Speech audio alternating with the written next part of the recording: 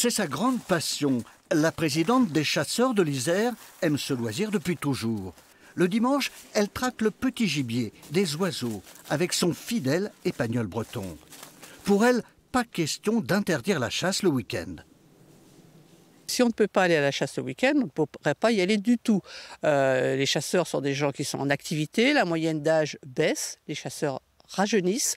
La moyenne d'âge doit être à 50, 52 ans au niveau national, donc il faut bien qu'ils puissent chasser le week-end aussi.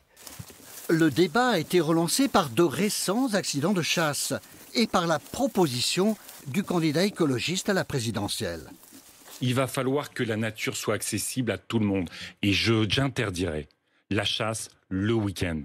J'interdirai la chasse pendant les vacances scolaires. Une journée nationale sans chasse avait été instituée en 2000 par une ministre écologiste. Une mesure abrogée en 2003, laissant la décision à chaque préfet. En Isère, le jour sans fusil est le vendredi.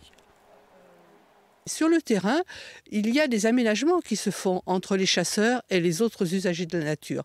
Par exemple, si sur une commune, il y a une randonnée pédestre qui est organisée, les chasseurs, souvent, ils vont même être impliqués dans l'organisation de la randonnée.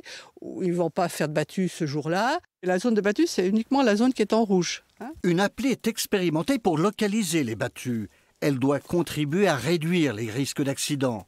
Leur nombre diminue depuis 20 ans, mais c'est encore trop pour les anti-chasses qui veulent partager la nature en toute sécurité.